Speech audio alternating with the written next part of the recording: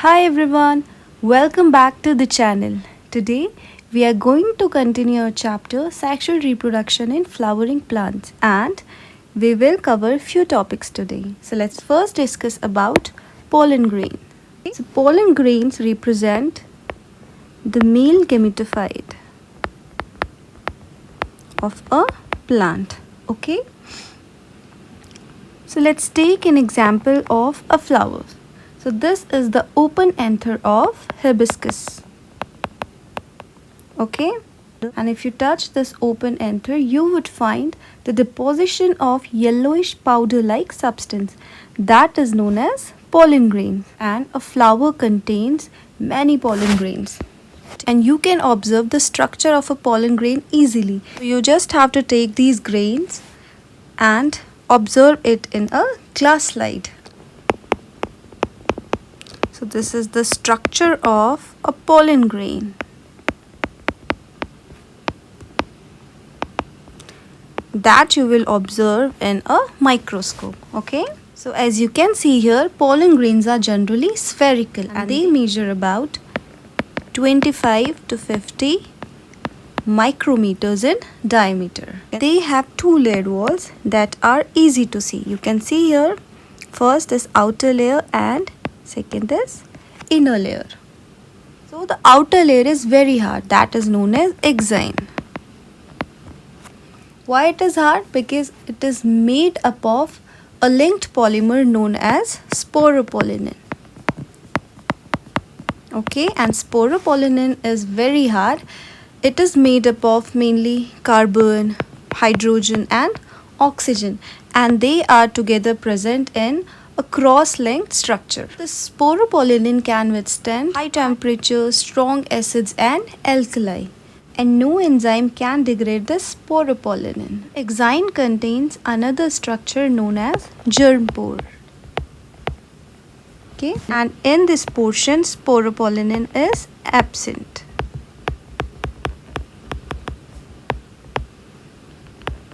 So we can say that the structure is not that hard. And what is the function of germ pore? It is the site of pollen tube emergence. Okay, during fertilization, pollen tube is formed. Okay, and it grows out through the germ pore. So this tube carries the male gametes to the ovule. Because of this hard structure, sporopollenin, pollen grains are well preserved as fossils. Now let's come to the second wall that is known as intine. It is a thin and continuous layer made up of cellulose and pectin. So cellulose and pectin both are polysaccharides. Cytoplasm of these pollen grains are surrounded by a plasma membrane. And you know the function of plasma membrane, they are selective in nature. They allow few molecules to enter into the cell. Now the nucleus of the microspore or an immature pollen grain divides by mitosis and forms two unequal cells, generative cell and vegetative cell. You can see here vegetative cell is bigger and it has abundant food reserve.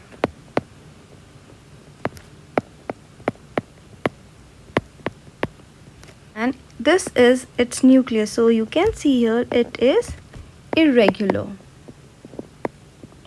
Now come to the generative cell. It is spindle shaped. It has a dense cytoplasm and a nucleus. So in almost 60% of angiosperms, the pollen grains shed at this two-celled stage, okay, where the generative cell and vegetative cells are formed. The remaining species, this generative cell undergoes a division known as mitosis. Okay, where two male gametes are formed. This condition is also known as three-celled stage. Why three-celled? One, they have a vegetative cell, and second, the generative cell divides into two male gametes, so it forms two cells. Total are three cells. Okay. Now some pollen grains of many species causes severe allergies and chronic respiratory disorders like asthma, bronchitis. In India, with the arrival of wheat,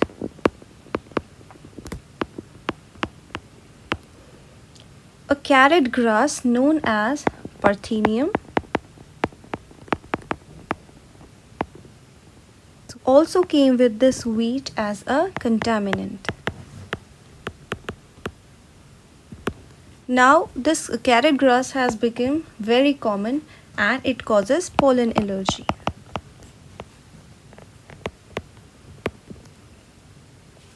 Pollen grains have some benefits also.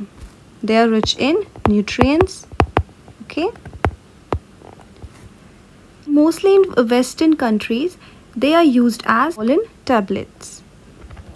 They are mostly used to increase the performance of athletes and race horses. I hope this is clear to you all. Now let's discuss pollen viability.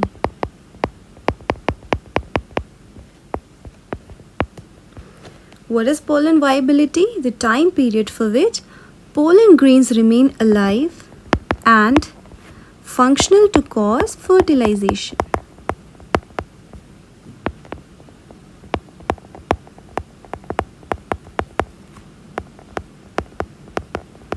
Okay, so if pollen is viable, it can germinate on the stigma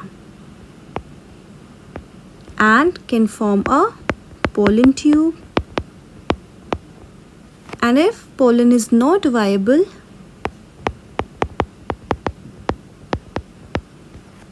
it is dead and cannot take part in fertilization.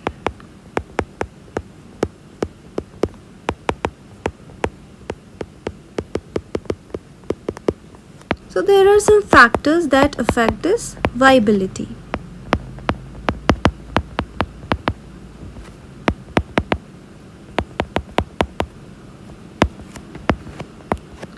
First is species of a plant. Let's take the examples of rice and wheat. So their pollen grains last only a few minutes to hours. And in some plants like legumes, sunflower, their pollen grains can survive days to months. Okay? And the second one factor is environmental conditions.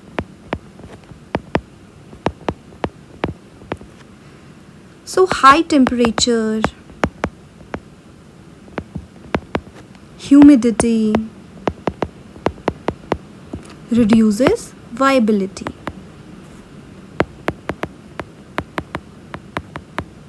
And cold and dry conditions increases pollen life. Okay, now let's discuss about female reproductive part of a flower that is known as gynoecium. Gynoecium is made up of one or more carpels. Carpels are also known as pistil, right? So each carpel has three main parts: stigma, style and ovary. Okay, we know stigma is a sticky part, style is a tube-like structure that connects stigma to ovary, and ovary is a swollen basal part, or we can say that it is a basal bulged part, right? Now in a flower there occurs two conditions. First one is known as monocarpellary and second one multicarpellary. So in monocarpellary, the gynoecium is consist of a single pistil, okay, or we can say that a single carpel. And in multicarpellary, they have more than one pistil. Now multicarpellary can have two conditions, syncarpous and apocarpous, and the pistils are fused together. It is known as syncarpous, and when they are free, that condition is known as apocarpous. Let's focus on the first one. This is a dissected flower of hibiscus that is showing pistil, okay. So here you can see that carpel has three main parts: stigma, style and ovary, okay. We know ovary is a bulged swollen part, right? Stigma is a sticky part where pollen grains are attached or pollen grains stick here. Style connects stigma to the ovary, okay. Just discussed about two conditions.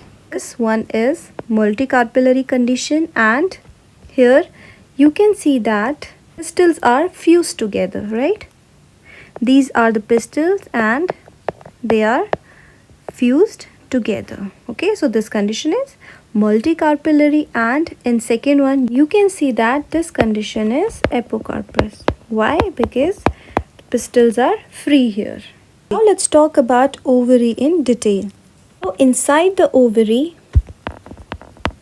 ovarian cavity is found, okay, that is also known as locule.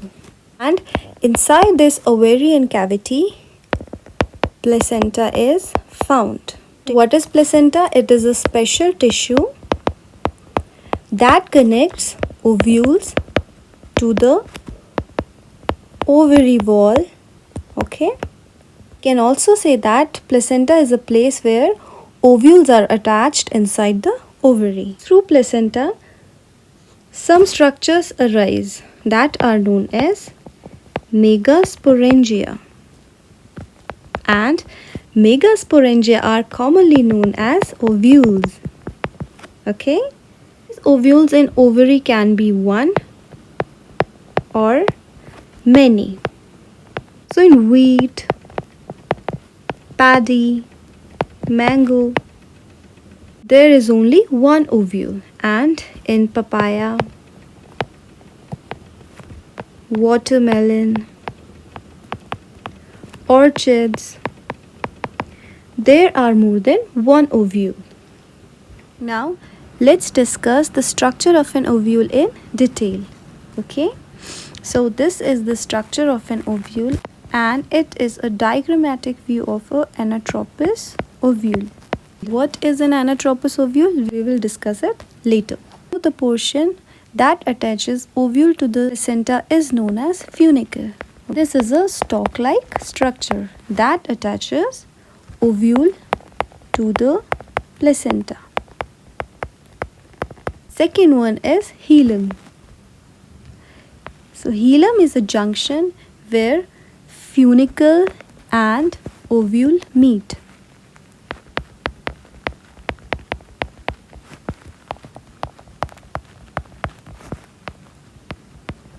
We can also say that hilum is a portion where ovule fuses with this funicle. And what is funicle? It is a stalk that connects ovule to placenta. Now, the third one are integuments. What are integuments? These are the protective layers around the ovule.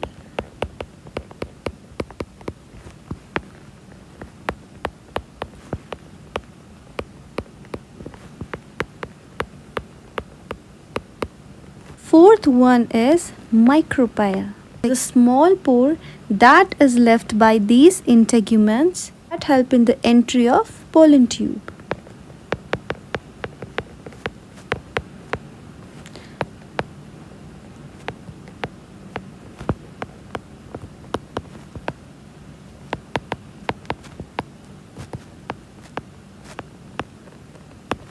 Okay, and they help in the entry of pollen tube. Fifth one is a micropillar pole. Here, the entry of pollen tube takes place during fertilization. Okay. Sixth one is calisel pole. This is opposite to the micropyle. Okay. Here, integuments and nucellus meet, and calisel is the basal part of an ovule. Now, the last one is nucellus. This is a tissue inside ovule that nourishes the embryo sac.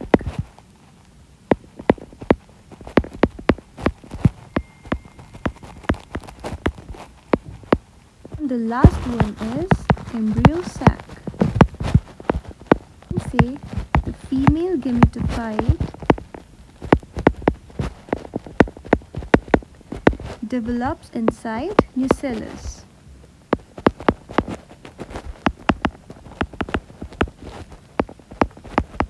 And this nucellus provides it nourishment. Nucellus have abundant reserve food materials. Okay. Now this is a type of anatropous ovule. What is anatropous ovule? It is the most common type of ovule found in all the flowering plants. In this type, you can see here the ovule bands completely. So the micropyle comes to lie close to the funicle. Because of this banding, the ovule becomes inverted. We can also say that ovule is like a seed that is hanging on a stalk, where the micropyle or a tip comes very close to the stalk or funicle. Now let's talk about Megasporogenesis.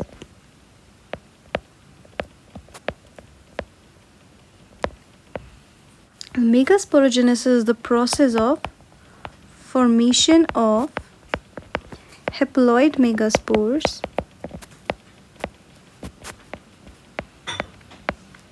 from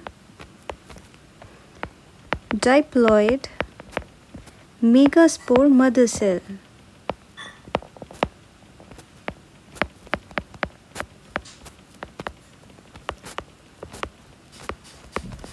Inside the ovule. Okay, we just talked about nucellus, that each ovule has a nucellus that is surrounded by integuments. Now come to this diagram. So this end is the micropillar end and this is calisel end. Okay, and here you can see that this is the nucellus region that has food reserves, or we can say that provide nourishment to this megaspore mother cell that is growing inside the nucellus. Now in the megaspore mother cell, meiosis occurs. Okay, and they produce two haploid megaspores, or we can say that megaspore dyad is formed. So meiosis occurs again and two cells now forms four haploid cells, or we can say that four megaspore tetrads are formed. Now in majority of flowering plants, only one of these megaspore is functional and the other three degenerates. So we can say that only one functional megaspore develops into the female gametophyte or embryo sac. This process is also known as monosporic development. Monosporic development means the formation of embryo sac from a single megaspore. So the one functional megaspore that survives is usually of the calisel end. Now come to this diagram. The surviving functional megaspore then divides mitotically and forms two nuclei. Okay, you can see here two nuclei are formed that move to the opposite poles and they form a two nucleate embryo sac. These two nuclei again have mitotic division that results in the formation of 4 nucleate condition, and later 8 nucleate condition is formed. So this type of repeated mitotic division is also known as Megagametogenesis, where several mitotic divisions take place and they typically form a 8 nucleate, or we can say that 7 celled structure. And these mitotic divisions are free nuclear. What is the meaning of free nuclear? That are not followed immediately by cell wall formation. So after this 8 nucleate stage, cell walls are laid down, or we can say that new cell wall material is deposited onto the existing cell wall. So there is a characteristic distribution of the cells within the embryo sac. Here you can see that this is the calisel end and this is the micropillar end. So in calisel end, 3 cells are formed that are known as antipodals, and their function is to provide nourishment to the egg cell and zygote. Okay, and at the micropillar end, 3 cells are grouped together that constitute the egg apparatus. So they have 3 cells, 2 and 1. They are divided like this. Okay, 2 and 1 condition. 2 cells are known as synogytes and 1 is a egg cell. Now remaining is a 1 central cell that has 2 nuclei called polar nuclei. Okay, and that are situated at the center. Function of polar nuclei is to fuse with a male gamete during double fertilization that we are going to discuss in our next class. How many cells are formed here? 7 cells. How? 3 are antipodal cells, 1 is a central cell and 3 constitute the egg apparatus. So 3 plus 1 plus 3 results into a 7 cell condition and 8 nucleate condition. Why 8 nucleate? Because this 1 central cell has 2 polar nuclei. Okay, I hope this is clear to you all. This structure further develops into this. This is a mature embryo sac. Okay, you can see here 3 nuclei of the micropillar end and 3 nuclei of calisel end have a cell wall surrounding them, and the remaining 2 nuclei that are known as pollen nuclei have no cell wall. Okay, so these are the 3 antipodal cells, right? And their function is to provide the nourishment to the egg cell and embryos. These 3 cells form the egg apparatus at the micropillar end. They have 1 egg cell and 2 synogytes. These synogytes have finger-like projections called filiform apparatus. Okay, and what is the function of filiform apparatus? To guide the pollen tubes into the synogytes.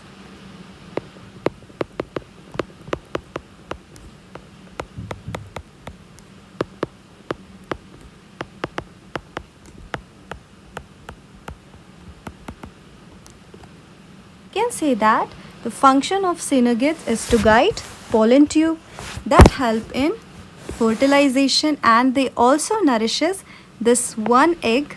Synogytes act as helpers of the egg cell. So that's all for today. I hope you like this class. Don't forget to share and subscribe. Thank you.